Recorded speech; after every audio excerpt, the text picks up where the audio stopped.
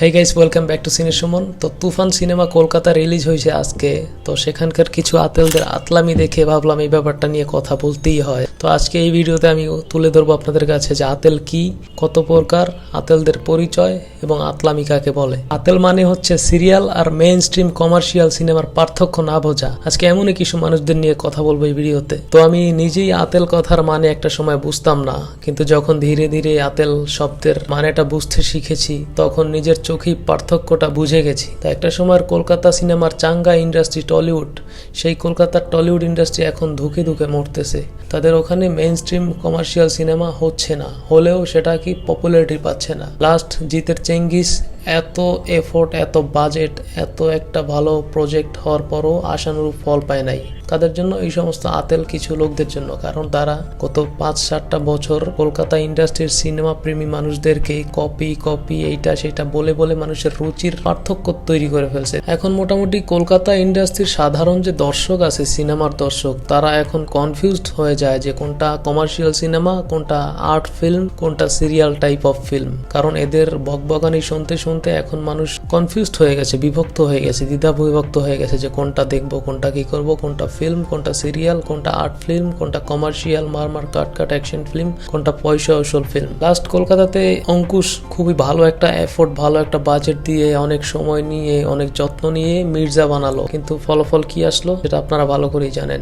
জিৎ অনেক সময় নিয়ে, অনেক বাজেট, অনেক এফোর্ট, লুক চেঞ্জ করে সবকিছু দিয়ে, ভালো ডায়লগ, ভালো স্ক্রিন প্লে, সব ভালো গল্প, সবকিছু দিয়ে চেঙ্গি জানলো। ফলাফল কি আপনারা ভালো করেই জানেন। কারণ এই সব আতেলরা মানুষকে রিভিউ দিতে দিতে, কপি ইন্সপায়ার করতে করতে, এরা তো সিনেমা না দেখে আর রিভিউ কপি করে, তারপরে বলে যে সিনেমা দেখছি, মুভি রিভিউ আনে। এদের এই সমস্ত আতলামির কারণে জানেন বলিউডের তামিল, তেলেগু ফিল্ম কলকাতায় এসে 30-40 কোটি টাকা বিজনেস করে যায়। লাস্ট জওয়ান সিনেমা কলকাতাতে 30-40 কোটি রুপি বিজনেস করে গেছে, কিন্তু বাংলা সিনেমার কি বেহাল দশা। তাদের ওখানে তাদের সিনেমা চলে না, চলে কি ওই যে ফ্যামিলি সিরিয়াল টাইপ অফ, ওই যে প্রধান, প্রজাপতি, এই টাইপের সিনেমা চলে সিনেপ্লেক্সে। একটা আতেলকে স্পেশালি আমি নাম মেনশন করতে চাচ্ছি খুব করে, কিন্তু পারছি না। আমি কাউকে উদ্দেশ্য করে বলতে চাই না স্পেসিফিকলি। সেই আতেল, এই লোকটা তার রিভিউতে এসে বলছিল যে পুষ্পা যখন রিলিজ হয়েছিল তার কাছে পুষ্পা সিনেমাটা ভালো লাগে নাই, কিন্তু পুষ্পা তো পুরা দুনিয়া ফাটিয়ে দিয়েছে। এমনকি ওই মেকার্সরা পুষ্পা 2 আনতে যাচ্ছে, আগস্টে রিলিজ হবে। পুষ্পা 2 রেডি হয়ে গেছে। পুষ্পার গান, পুষ্পা সিনেমা পুরা ওয়ার্ল্ড ওয়াইড রিলিজ হয়ে 1000 crore plus world wide business করছে। সেই পুষ্পাও তার কাছে ভালো লাগে নাই। সে বলছে পুষ্পা আমার এটা কোনো সিনেমা হইলো, গল্প আছে, কাহিনী নাই, কিছু নাই, স্ক্রিন প্লে ঠিক নাই, কি উল্টা ফাল্টা। তো সেই একই টাইপ অফ সাম আতেল তুফান মুভি দেখার পরে কলকাতায় SBF যখন তুফানের প্রিমিয়ার শো অ্যারেঞ্জ করতে, তো সেখানে 2-1টা আতেল ইনভাইটেশন পাওয়ার পরে সেখানে গিয়ে ফ্রিতে মুভি দেখে এখন ইউটিউবে এসে রিভিউ দিতেছে যে তুফানে কোনো গল্প নাই, কোনো ইমোশন নাই, এই মুভি থেকে ইন্সপিরেশন নেওয়া, এই মুভি থেকে গল্প ছাড়া, এই মুভি থেকে এই ডায়লগ, এই BGM ব্যাকগ্রাউন্ড মিউজিক কপি করা, ওই মুভি থেকে ইন্সপিরেশন নেওয়া, এটা সেটা। আরে ভাই, গ্যাংস্টার বেস সিনেমা করতে গেলে এই দুনিয়ায় গডফাদার সিনেমা, ওই সিনেমার যে দৃশ্যগুলা বা ওই সিনগুলা, ইমাজিনেশন মানুষের থিঙ্কিং এ আসবেই। যে KGF দুনিয়া ফাটায় দিছে, KGF 1, KGF চ্যাপ্টার 2 এর কথা যদি বলি, ইয়াশ রকি যে পুলিশ স্টেশনের সামনে গানটা নিয়ে এরকম স্ট্যান্ড দিয়ে দাঁড়া করায়, তারপরে যখন যে গানটা গুলি করতে করতে করতে করতে যখন লাল হয়ে যায়, তখন যে ওইটা দিয়ে সিগারেট ধরায়, সিনটা তো একটা হলিউড মুভি থেকে copy, scene to scene copy. আমি স্ক্রিনশট দিয়ে দিচ্ছি, মিলে আনেন।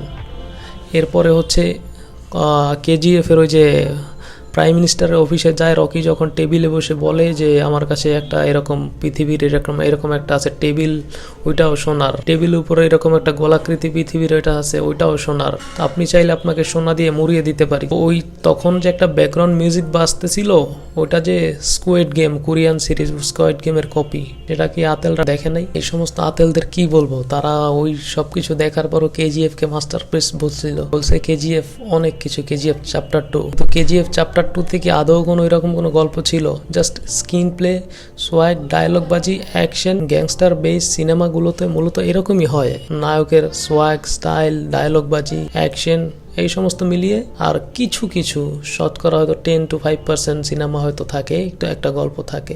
ডিরেক্টর মেকার্সরা যখন বলছে যে তুফানের পার্ট 2 হলো মেইন সিনেমা, রায়হান রাফি বলে দিছে, তো সেখানে তো আর কিছু বলার থাকে না। আমি যতটুকু জানতে আর বুঝতে পারলাম, এসবিএফ এর পক্ষ থেকে প্রিমিয়ার শো যে আয়োজন করা হয়েছে, তো সেইখানে এই সমস্ত আতেলদের 2-1জনকে ইনভাইট করা হয়েছিল। তো তারা এক্সপেক্ট করছিল যে শাকিব খান তাদেরকে গণহারে ইন্টারভিউ দিবে। আরে ভাই, শাকিব খান কি যদু মধু কদু যে আপনাদের মতো ইউটিউবারদের গণহারে ইন্টারভিউ দিবে?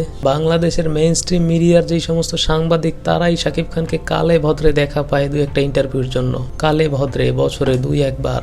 আপনারা এরকম আতলামি করতেই থাকেন আর আপনাদের ইন্ডাস্ট্রি রসাতলে যাক। সেই রমরমা চাঙ্গা কলকাতা টলিউড ইন্ডাস্ট্রি এখন মনে করেন যে রসাতলে পৌঁছে গেছে। ভালো সিনেমা চলে না, ওই সিরিয়াল টাইপ অফ সিনেমাই ওই 2-4টা মাল্টিপ্লেক্সে সিনেপ্লেক্সে চলে কলকাতায়। স্পেশালি আপনাদের কাছে অনুরোধ থাকবে, এসবিএফ আর রায়হান রাফি ডিরেক্টর সহ এই সিনেমা রিলেটেড যারা আছে, যদি কেউ আমার ভিডিওটা দেখে থাকেন, আমি এসবিএফ কে বলবো, আপনারা যখন পার্ট 2 বা এরকম আরো বড় কোনো প্রজেক্ট যদি আনেন, সমস্ত আতেলদের আর ফ্রিতে ছবি দেখার ব্যবস্থা করে দিয়েন না। আপনাদের কাছে অনুরোধ থাকবে। তো এই ছিল আমার ভিডিও, দেখা হচ্ছে পরবর্তী ভিডিওতে। Till then take care, don't forget to subscribe cine Suman. By.